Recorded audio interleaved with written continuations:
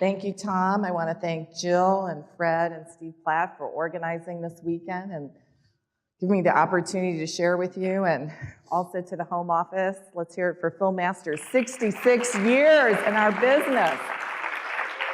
That's the best you can do for dedicating 66 years? Oh my God. Yeah, he should get a standing O. Let's hear it for Phil Masters, 66 years.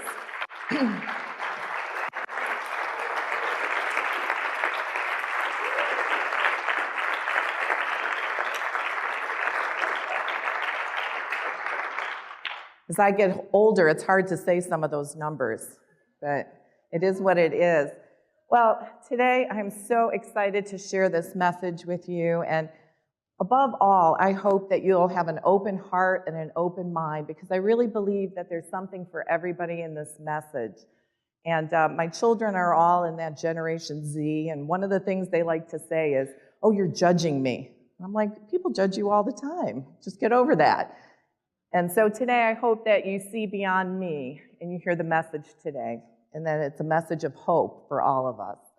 So the topic that was given to me is turning the invisible into the visible. In other words, it's taking your dreams and becoming your reality. And I think the thing sometimes when we talk about dreams, Mr. Masters talked about this in the very first session in his opening remarks. Hello. In his opening remarks, and that is that we often underestimate the power and the value of our dreams. And the truth is, our dreams define us, don't they? Yes? So we're going to find ourselves today in one of these four categories. I think for the most part, everybody in the audience falls into one of these four categories. So you can try and figure out which one you are. The first one is that happy guy in the convertible. He's driving along. You're living the dream already.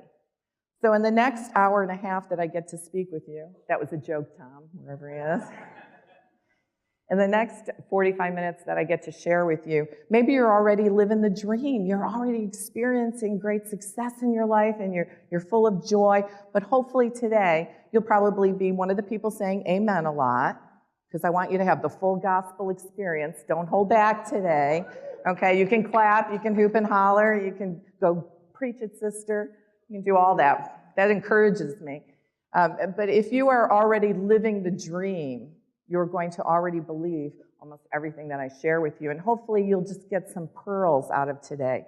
Maybe a different way of saying something that you can share with your staff, or just another way to remind yourself to stay on track with those dreams. Or maybe you find yourself like this eager guy up on that would be your right-hand corner. He's excited, he's ready to go, but he's just waiting for a little direction. So maybe you're excited and you're ready to go, but you're just looking for a little direction. Or maybe you're like this poor guy that's stuck in the doggy door, and you know what to do. You know if you just backed up, you'd be free, but somehow you can't get yourself to back up, right? So maybe you're a little stuck. You know what you should be doing. You know the right thing, but you're stuck. Or maybe you're like this poor, sad basset hound on the end. And that doesn't mean you're poor and sad, but maybe you've had a failure. Maybe you've had a setback in your studio. Maybe you've had a setback in your personal life. And you find yourself right here today going, I just need a little hope. And I'm here to tell you that any failure you have in your life, anything that's happened bad to you or around you, it can be the very setback that springs you forward to your comeback. And if I don't get to my last slide, I hope you get that message. You know, it's an interesting thing about the universe is that we have all these examples around us all the time. I look at Richard and Marianne Myers, and, you know, for me, Richard's like the comeback kid. And he could have very well, yeah.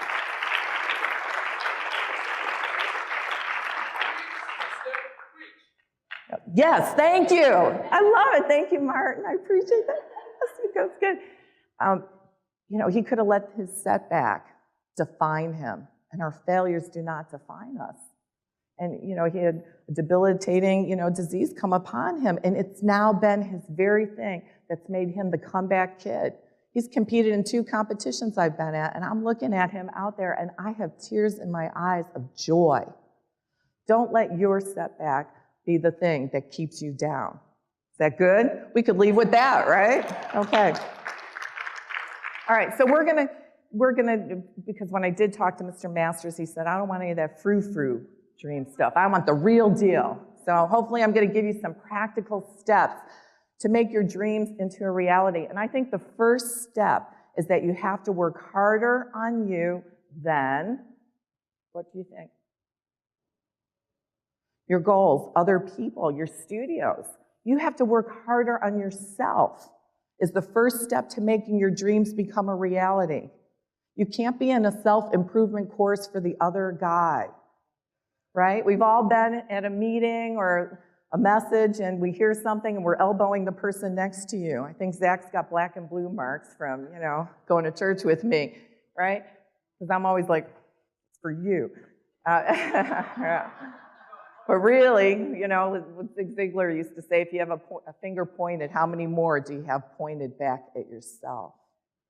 And when we work on ourselves harder than we work on other people, even more than our children, more than our staff, more than our goals, we can only help but go to another level. How many of you want to go to another level?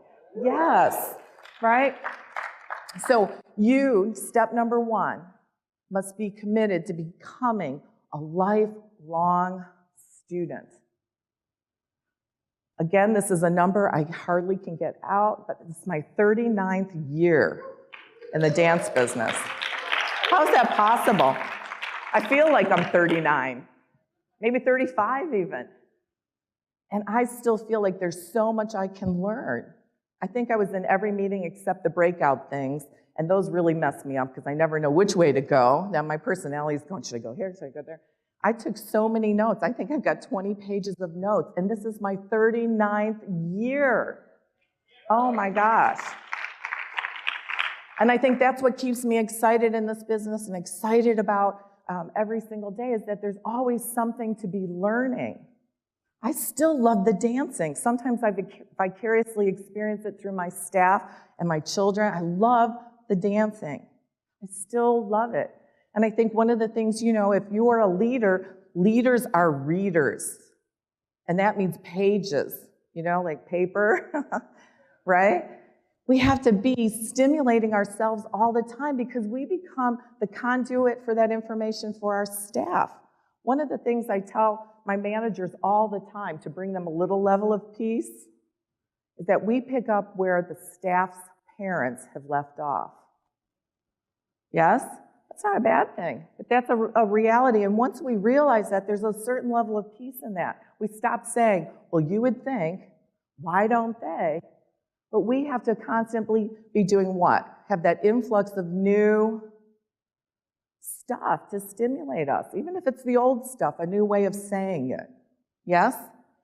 Okay. So, what do I mean by being that lifelong student? We have to become a product of our own conclusions. I think this is huge because sometimes we just do what other people tell us they do. And I don't know if you're like me, but have you ever gotten a recipe from somebody and it doesn't quite turn out the same way? You think they're holding out on an ingredient on you? Yes? No? You have to be the product of your own conclusions. So that means you have to have this huge influx of what? Stuff that keeps you stimulated and learning. So the first thing we're going to talk about is equipping, or the first thing under this topic is equipping yourself and learning to becoming an extractor. Okay, you can read 1,000 books, but if you don't know how to apply it to the studio or that staff member or that student or your leadership, it's useless. Learn to become an extractor of information. I cannot watch a movie, and I'm talking, I have 4 children, for those of you who've never heard me speak before. Anybody not know me? Okay, all right, I guess I'm known. I've seen so many Disney movies, so many cartoons. I cannot watch a Disney movie, a cartoon, or anything when the kids were little and not have a meeting come out of it. I couldn't watch Ice Age when they were throwing Sid into the pit and not go, that's what happens to leaders that get enamored with themselves. Yes? Do you know which one I'm talking about when they do the dance? Waka, waka, waka? Yeah, okay, you're with me. Right? And he's like, oh yeah, they're following me. There's lots of leadership lessons just in that little scene, aren't there? Right? More is caught than taught. You start getting full of yourself, you're going to get thrown in the fire pit. Okay. All right. So you have to learn that if you're watching a movie, that's not downtime for you. I listen to songs and I hear the lyrics and I'm like, ooh, that's a meeting, right? So learn to extract from everything that you're exposed to, that it's an opportunity not only to grow your staff, but maybe to grow the people around you. And you must equip yourself. Yes? It's not enough to sit in these meetings. You have to resource yourself. And we live in an era that is insane to me. I don't even want to go back to, I'll really sound old when I say, well, back when I was this, we didn't have Google and we didn't have the kind of things. I remember when I first started, we had training class and all that, but my dance partner told me about Zig Ziglar. And I invested in a set of Zig Ziglar cassettes, and I think it cost me $600 30 years ago, which was like crazy, like a month's salary or something. And I listened to those cassette tapes until I actually wore 2 of them out. Company replaced them, which they should for that amount of money. But anyway, sidebar. Okay.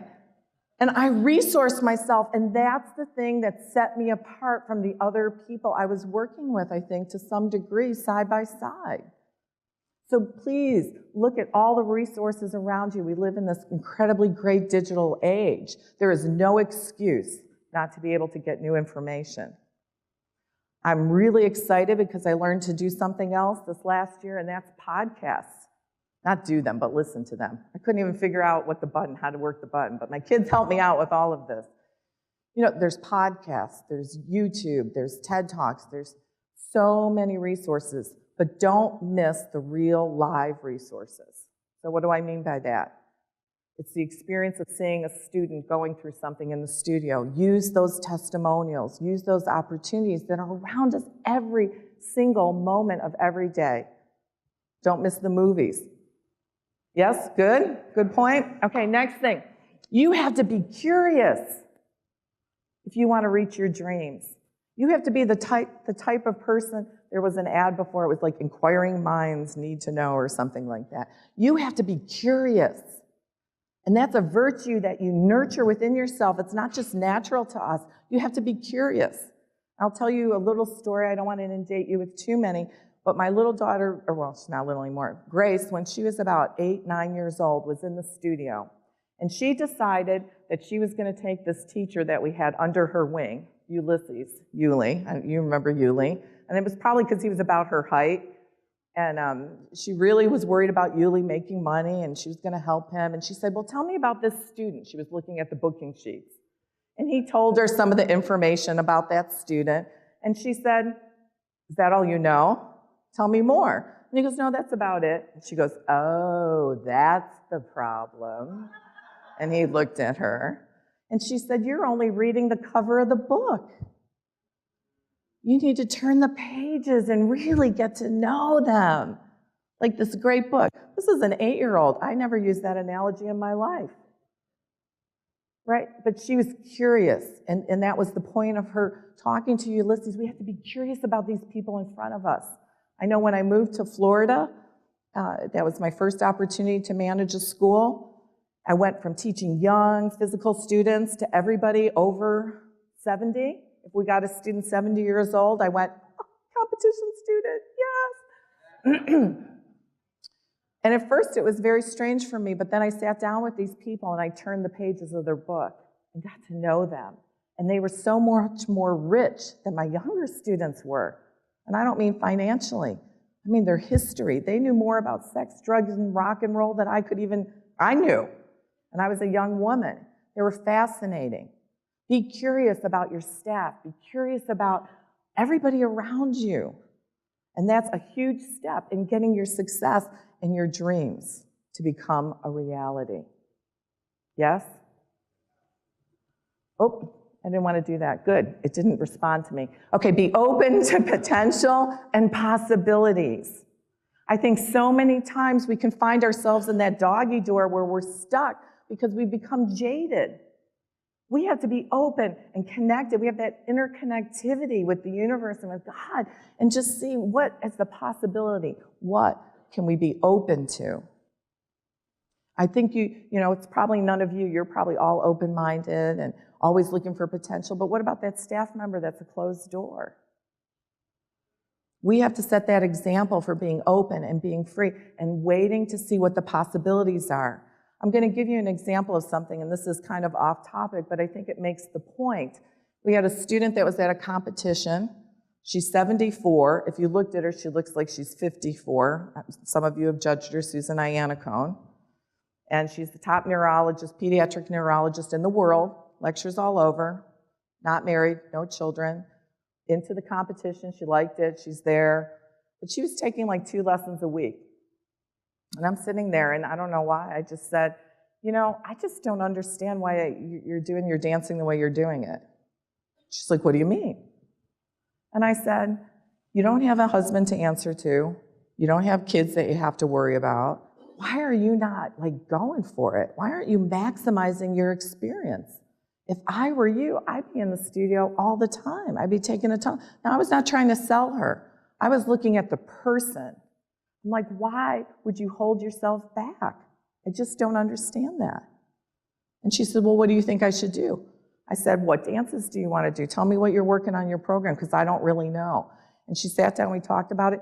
When we sat there on a cocktail napkin at a dancerama, at a table, we went from 2 lessons a week to the woman taking 17 lessons a week. This is a woman, yeah, that's an amen, right? This is a woman who bought her first costume and didn't have them put but $100 worth of stones on it because she didn't want to spend that on herself. To now she's probably got a closet, I don't even want to know how many. Because nobody had kind of cracked that door to what's the possibilities, what's the potential? Are you open to that? And so I look around and I go, how many of you are not cracking the potential? You're not open to all that's there for you. And you just have to just let it out. Be free. Are you with me? Okay, so the next thing is be authentic. You have to have an authenticity to be successful and have your dreams come true. You have to be authentic. The root of that word comes from the Greek. Do you feel like you're at a Greek wedding, a big fat Greek wedding? Comes from the root, a Greek word, and it's really author. So really being authentic means becoming the author of your own life. You are the author of your own life.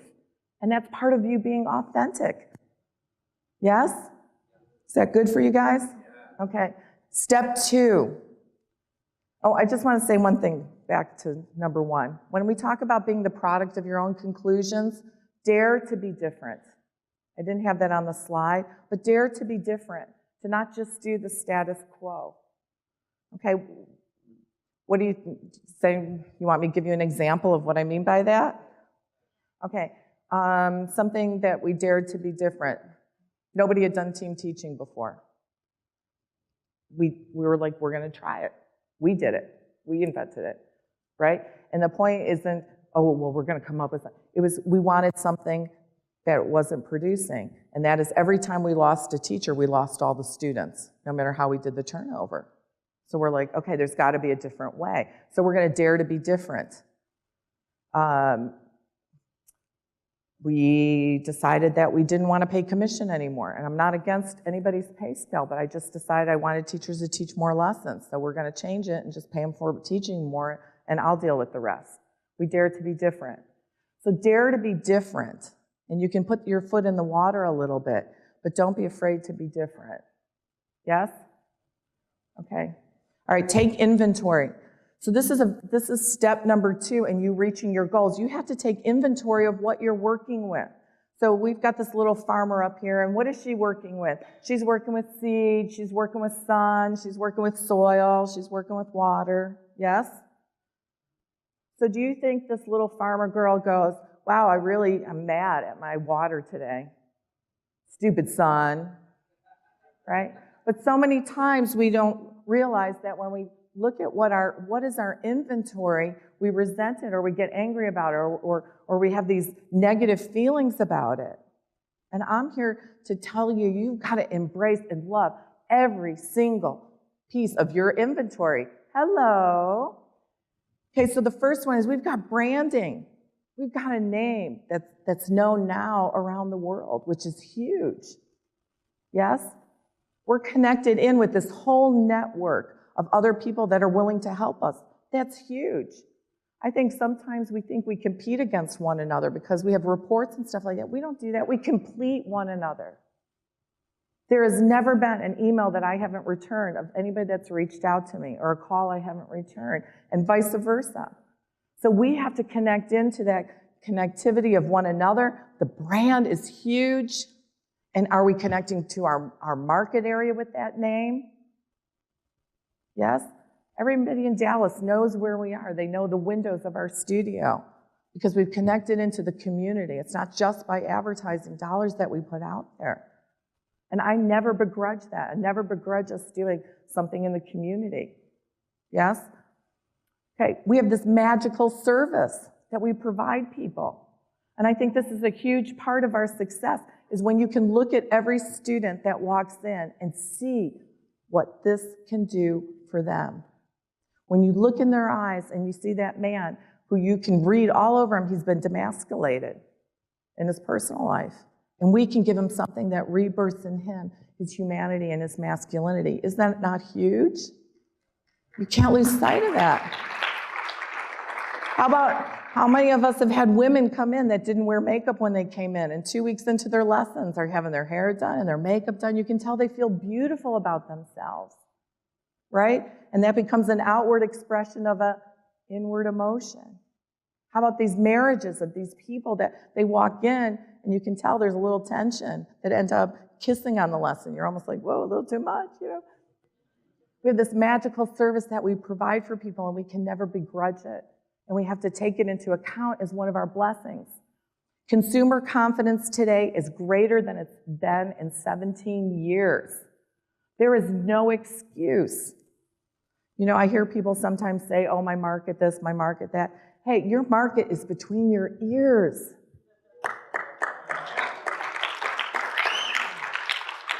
I've been in a city of 170,000 people and been in Group 1. I've been in a farm town and we've been in Group 1. Business is either good or bad right here, folks. And we can't begrudge ever our market or look down on it. Yes? I can remember when we first, Britt and Douglas, we were kind of, nudging them out of the nest. It was time for them to open up their own studio, and Zach and I took them over to Fort Worth. And we had done the demographics, we had ridden the area, and both of their reaction was, remember Zach? It was like, oh, I don't know. And we were like totally 100%, we're full out. We're like, we know you can do it. Look at that, they're the only studio in the company that did over $2 million in an up market. Come on. That's freaking amazing. Did the people change that they saw in that first drive-through? Or did they change? They went out and they weren't tried outs, they were full outs.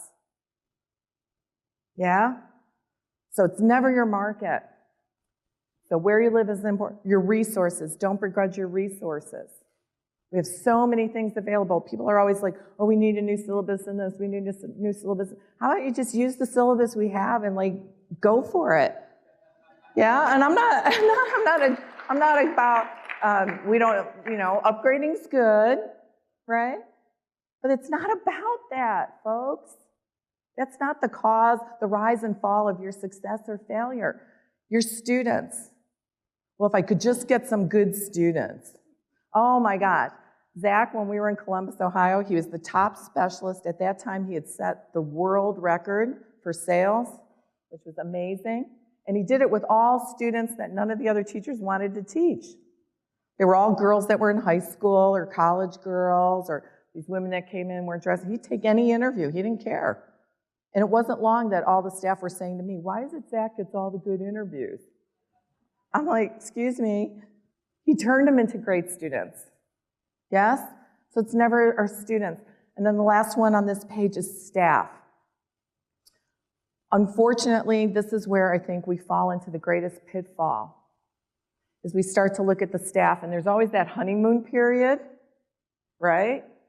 And then all of a sudden, the last studio, I did traveling consulting for a number of years. The last studio I went to, the franchisee picked me up at the airport. Between the airport and the studio, he went through his inventory of staff and how terrible they were.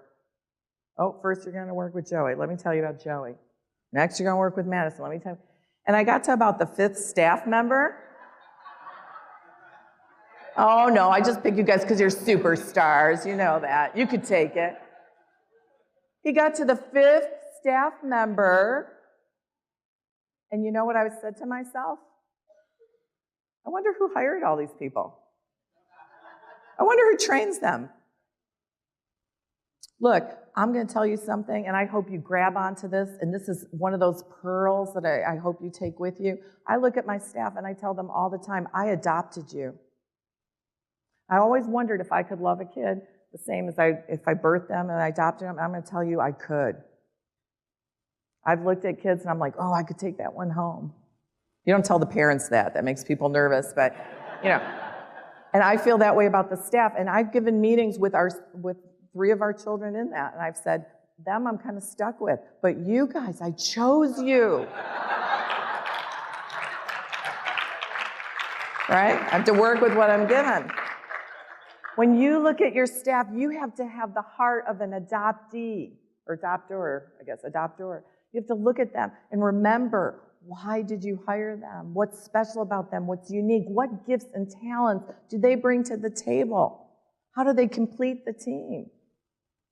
That doesn't mean that we don't correct behaviors or correct training or train them more. You know what I'm saying? But you have to look at them with that heart and that love.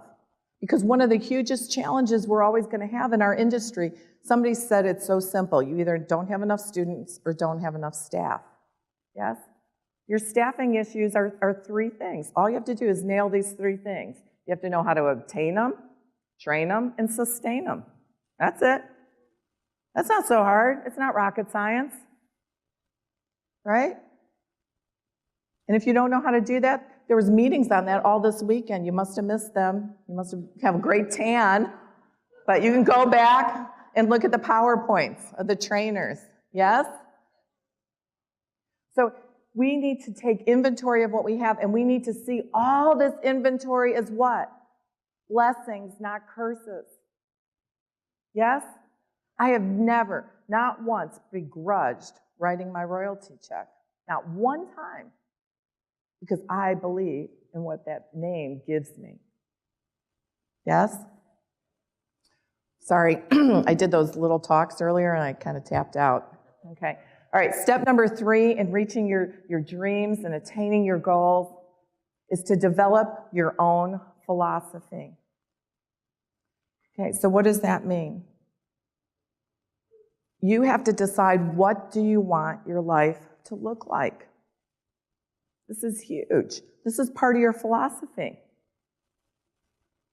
I want my life to look like, I want to be able to have my weekends free. I want my life to look like the kind of home I want to live in, or those kinds of things, the impact I want to have on people, what I want my studio to look like. That's all part of your philosophy. And nobody can do that for you. What's good for the goose is not necessarily good for the gander. These are personal choices that you guys all have to make for yourself. And it's part of that dream process. Okay, the first thing is, what do you tell yourself about yourself? What's the story you tell yourself about over and over and over again? Do you say, well, I only do email and eBay, and that's the only thing I do on the computer? That's one of the stories I tell myself. Everybody's trying to make me do an F. Bad. Facebook. Okay, kidding. All right, so what's the story you tell about yourself? Do you say, oh, I'm a dancer, I'm a dancer, I'm a dancer, but then you never learn the business part of it, yet you're a business owner? Do you tell yourself, oh, I'm a business owner, I'm a business owner, I'm a business owner, and all of a sudden, those faces and those lives we touch become leads and numbers on paper? Man, that's a story you tell yourself. And that's huge. That's huge in you getting your dreams. to become a reality. No more amens. We're all so sober. Maybe I'm bombing up here. Am I dying over here? Okay. No? Okay, amen. Thank you. From the front row. There you go.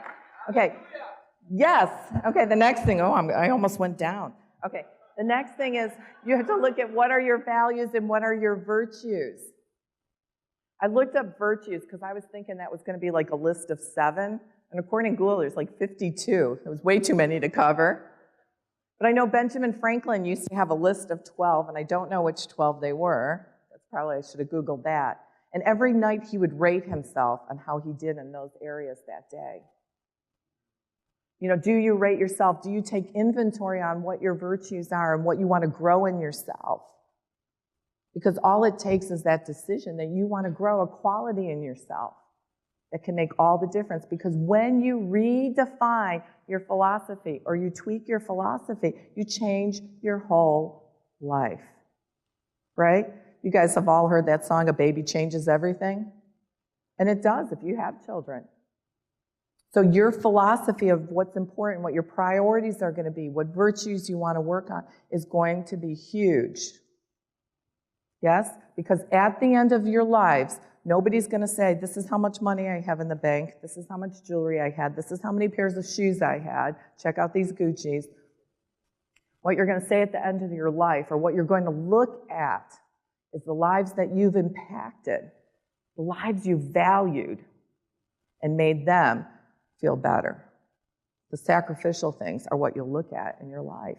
The moment you did something with integrity, when you could have taken the low road. Those are the things that you hold accountable to yourself. So your philosophy is a huge part of how you're going to run your business, how you're going to run your life. Yes? Okay, so we have to define success, and success is deciding what you want your life to be. I can remember, every school I went to, we ended up in group 1, or we worked to get to group 1, and we started having children in Dallas, and we were in group 1 at that point, and I don't know, I think I was pregnant with Bennett out to here, and I came home in a panic, and I told Zach, I said, oh my God, our numbers are going to drop. And he said, yeah, we're going to redefine success. He's like, we're not having these children so somebody else raises them. And I'm like, whoa, okay, that was pretty sobering. So success is, and at the end of my life, I didn't want to say, oh, I was always in group 1, but I have this kid in jail. Right? No joke. My Christmas letter this year to the family said, we ended the year with nobody pregnant, nobody in jail. It was a good year. Hallelujah, right? Okay. My family understands my sense of humor. But there's a lot of truth in that. Okay. So success is a work style. So sometimes people have these different concepts of success, but I think it's really a work style that we decide, and it's a series of habits and choices and self-disciplines that we make on a daily basis and hourly basis. Is that good for you guys? Okay. Next. Step number 4, goal setting and discipline. Isn't she good? She looks like she's like cartoon Hunger Games or something. Okay, so we're going to do Goal Setting 101. And I just want to mention that I think the word goals is a very interesting word because we did not use the word goals until the 80s, the early 80s. So really, we're going to take this to goal setting for dummies or dumb it down. None of you are dumb. But really, basically, goals are deciding, go ahead, you can read, what you want, right? Deciding what you want. That's what a goal is. It's not more complicated than that. It's deciding what you want. Okay, we have to be open to the bigger plan. I think sometimes we set these goals, and regardless of what they are, if it's not in line with the universe, if it's not in line with what God has for you, I think he's sitting on the throne laughing his butt off, because I think God's got a sense of humor. He's like, you want to go for that? Yeah, go ahead, free will. I think we have to be in line with what the bigger plan is for our lives and be open to those potentials and possibilities. So we can want something in our life, but sometimes the answer is what? No. And you can force something to happen. You can swim against the stream or against the current. But then what's the result of that? Have you all heard the expression, at least the North Americans, hell bent? Well, there's a lot to that. You can be hell bent on making something happen, but it doesn't mean that it's the right thing. Are you with me? So when we set goals, they have to be in alignment with what we can flow freely and have an interconnectivity with. Does that make sense to everybody? Would you agree? Okay. So I think something that's really healthy is to write it down, cross it off, keep it, so that we have our own TOPs. Everybody knows what a TOP is? Teleprogress. You can look at where you were, where you're going, or where you are and where you're going. Those things are really important because those help to self-motivate us. Yes? Okay. Every choice. We're constantly making choices every day, every hour, every minute. And one of the things we want to get in the habit, this is one of the disciplines that we want to do, is asking ourselves, does that move me closer to what I want, or does that take me further away? Every time you have an encounter with a staff, what do you want your life to look like? Here's two choices. Do you want to constantly be getting new staff and retraining because you've lost staff, or you want to keep these really great staff that you adopted and get some new ones and get them adopted into the culture and you add to your pool and you grow? Which choice would you prefer? Always pick B with me. Yes? So when you have an encounter with a staff, what's the aftertaste of that encounter?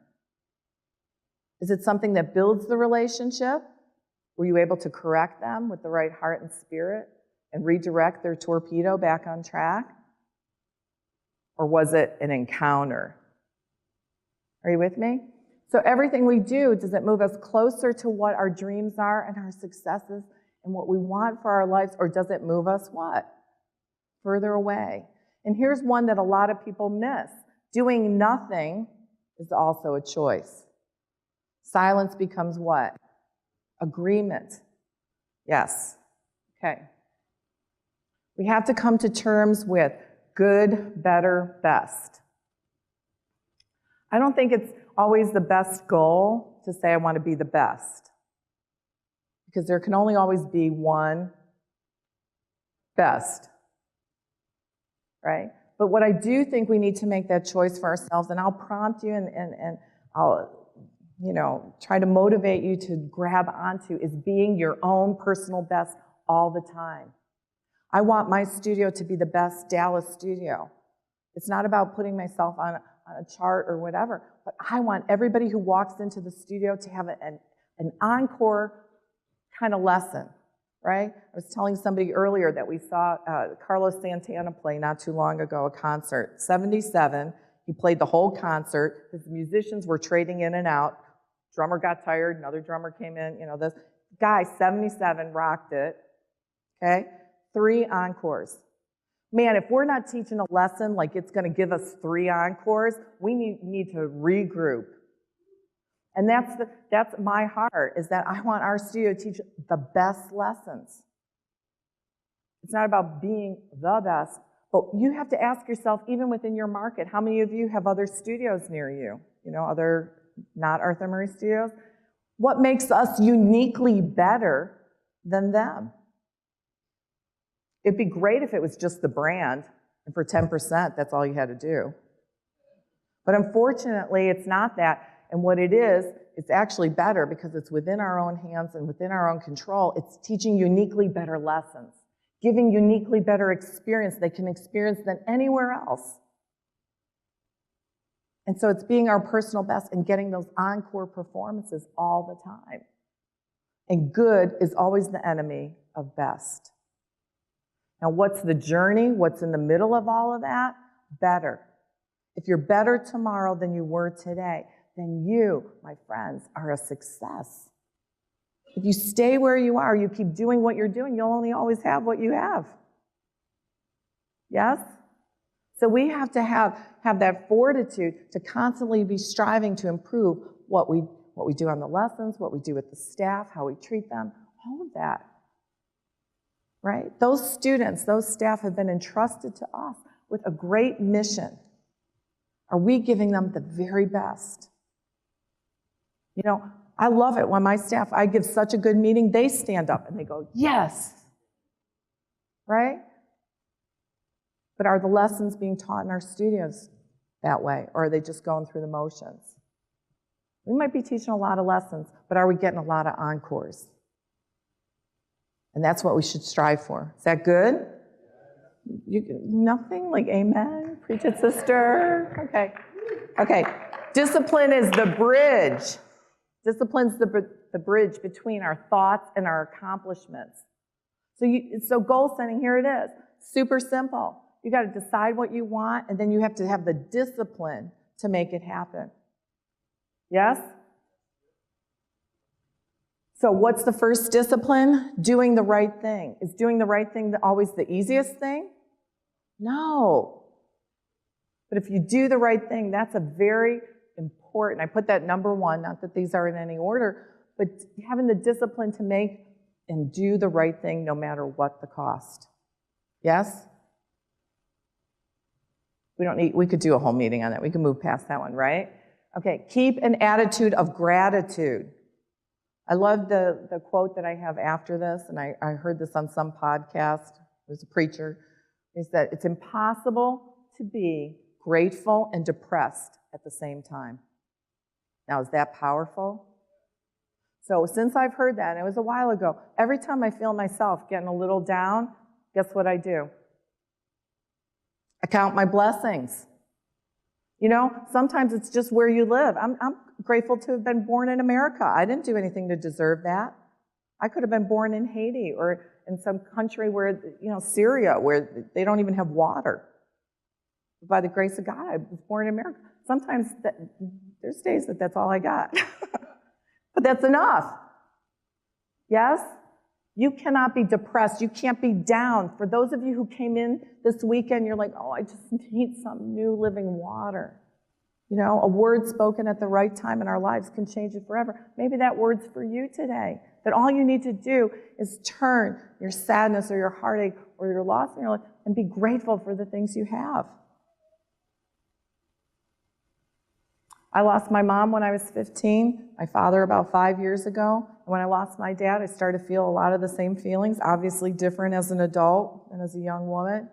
And somebody said to me, they were saying how my dad was a lot of fun at parties and blah, blah, blah. But they said, you got to hang on to what you had, not what you lost. I wish somebody would have told me that when I was 15.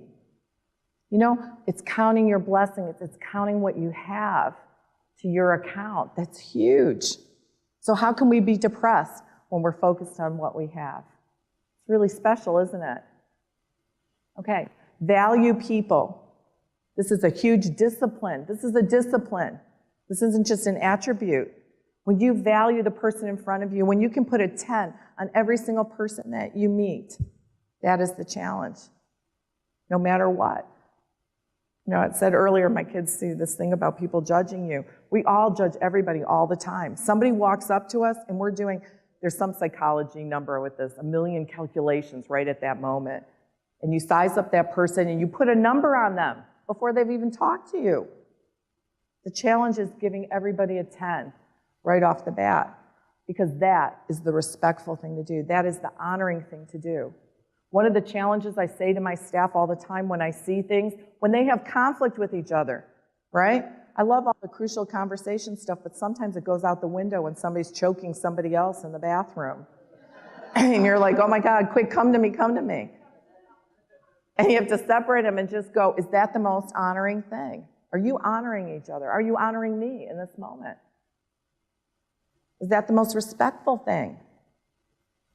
I got to take all those books and go, 2 words. Are you respectful?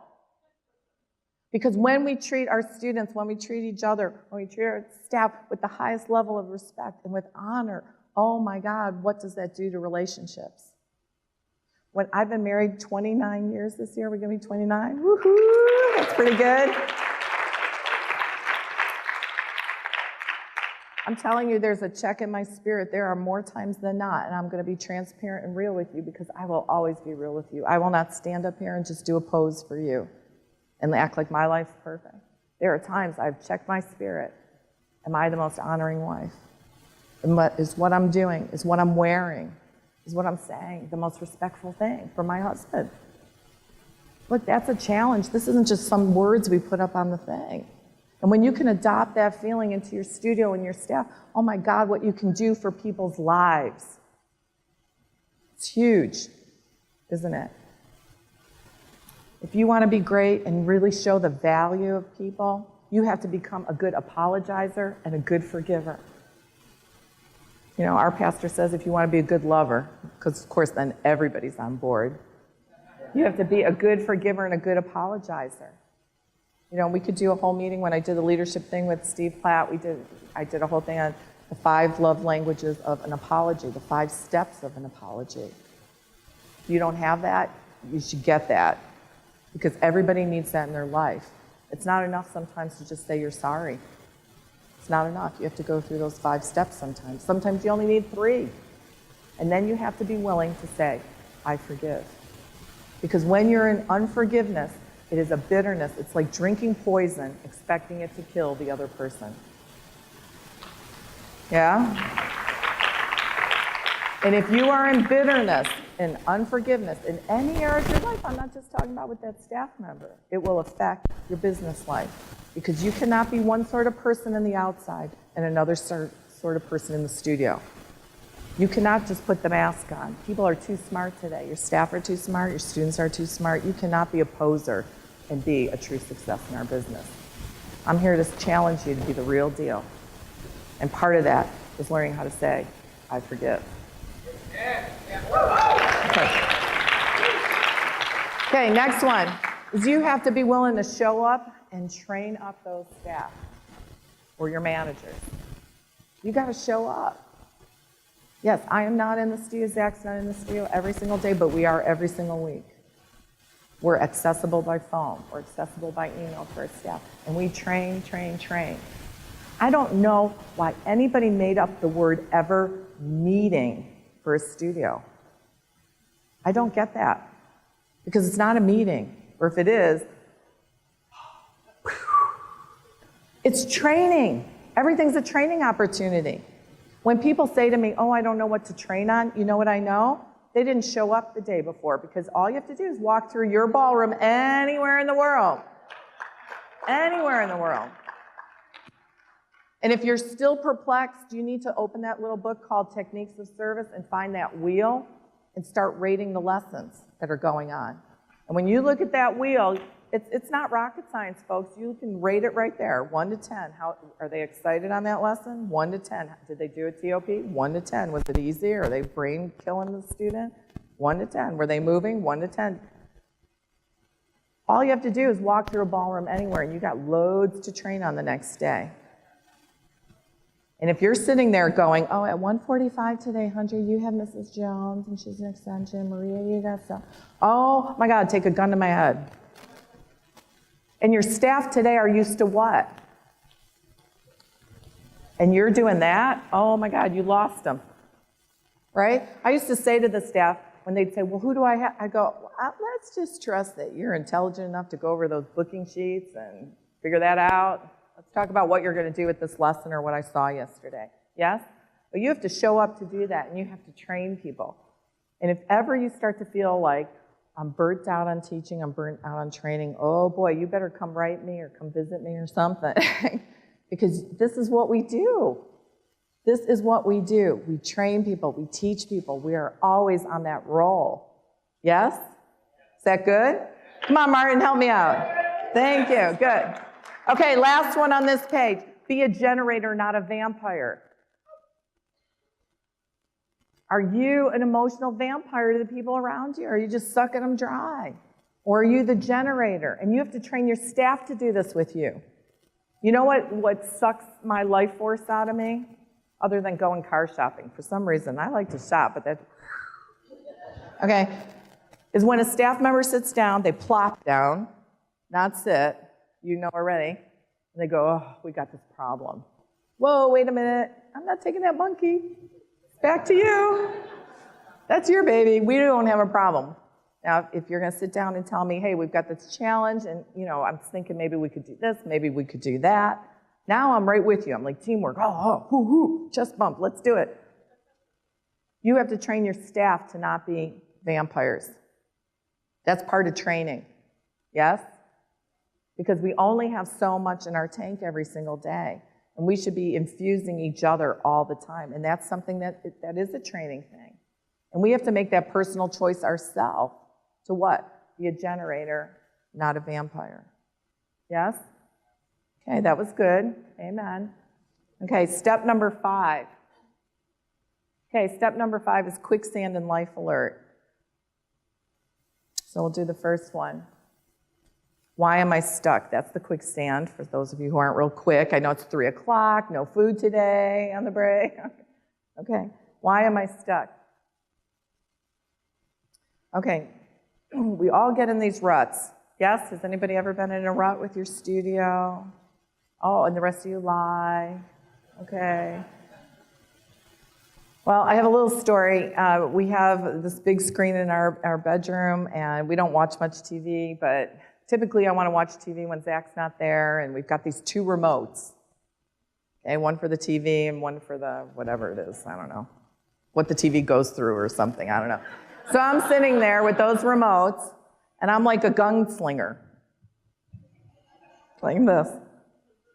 And then I have to call Alexander on the cell phone because we've got a big house. And I got to say, come down, can you hook me up, get me on TV? Comes down, he's like, Mom, how many times do I have to show you? Push this button, push that button. Look at him, okay. Hey, sometimes we need somebody to just show us the buttons to push again. And that's what we're here for, to cover each other's back. And sometimes we just need to stop long enough and get out of our stuff and just look at the dang remotes and push the right buttons. You know, all you have to do sometimes is as simple as tell yourself mentally, I'm pushing the restart button. I'm doing a reboot. I'm doing a relaunch, whatever. Push the button and restart you. Life is too short to be stuck in the doggy door. Don't I have an hour and a half? Wasn't that the deal? Okay, alignment and assignment. I'm reading a really good book right now. I thought it was a marriage book, but it's not. And it's 50 Shades of They. And it's all on alignment. Because more often than not, who you align yourself with is even more important than your assignment. You know, we used to say, if you want to soar with the eagles, you don't hang out with the turkeys. Listen, who you talk to, who you connect with, who's going to fill your bucket, who you align with is a huge part of getting you unstuck. You need a lifeline. You know, Russ said one time, he's like, if you got one foot out the window, call me. You know, sometimes we need somebody to talk us off the ledge, and that alignment is huge. But sometimes if we're aligned with the right people, we never get to the ledge. Right? Because iron sharpens iron. Yes? If you're right in the fire, you got your hot dog in the fire, you're that kind of camper, then you need to hook in with other people who have their weenie in the fire. Yeah? If I'm going to choose to spend time with somebody, I'm going to choose to spend time with somebody who's going to sharpen me. Is that good? I'll finish this. I know it. I feel it. Okay, flip the switch. Electricity is there all the time. But until somebody gets up, off their butt, flips the switch, you don't feel the benefit of electricity. Yes? All of us are in that situation. We've got so much around us, but if we don't get off our butt and flip the switch, it's never going to happen. We're never going to feel the benefit of it. You know, 3 frogs on a lily pond, 2 decide to jump. How many left on the lily pad? 3, because nobody jumped. Just because you decide something doesn't mean you took action on it.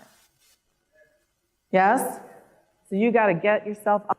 You know, somebody used the analogy about coaching earlier in the game. I don't know a coach. Now, I don't know much about sports. Hunter's going to be like making faces over here. But I don't think that these head coach guys, the middle of the NFL things going on, game, top players, whatever, are in the locker room coaching the game. Does that happen? Your cell phone in anybody? You can't coach your game if you're in your office, right? So flip the switch. Which wolf do you feed? This is huge. You know, they talk about this in the movie Tomorrowland. You know, I grew up hearing this. You've got one voice on this side, and you've got one voice on this side. This voice is loud, and is always saying the wrong thing, is always negative, leading you down the wrong path. And this voice is soft and gentle, like a gentleman. Which voice do you come in agreement? Because here's the thing about your life. It's a democracy, and you have the casting vote.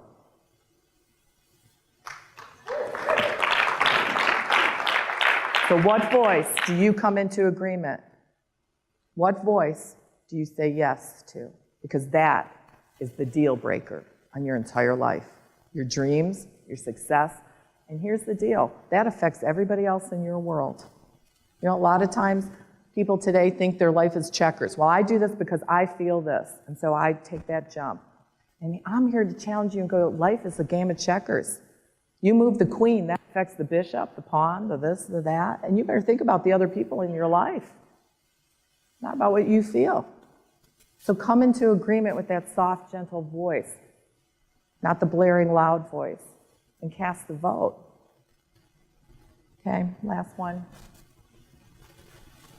When you experience failure, a sense of failure, I promise I'll do this fast, maybe. Failure is misunderstood because we see it as something that defines us, and instead, it's just an event.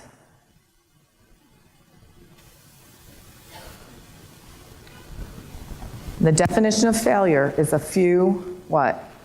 Bad choices made over and over again. Don't let a failure or a setback define you. Push the reboot button today. Come into agreement with that voice inside of you that's soft, but telling you the right way. Flip the switch. Yes? I want you to have hope, because tomorrow is always a new day. It doesn't matter what you left back at your studio. Monday's going to be a new day. And that means it's a clean slate. And what you write on that, you are the author of your life. You're the author of your dreams. You're the author of your studio. Make a decision that the past is the past. And tomorrow is a brand new day. Have this amazing life and journey. And we get to do it. You know what I love? I get to witness it with you guys. I hope I'm here for a long time and I get to witness all these wonderful things, because that's the payment for getting up and being scared. I was scared before I talked to you today, because I don't want you to see me. I want you to hear the message. I believe the message is a message of hope, and we all need hope. Push the button and make a difference. Cherish the people around you, and have all your dreams become your reality. Thank you.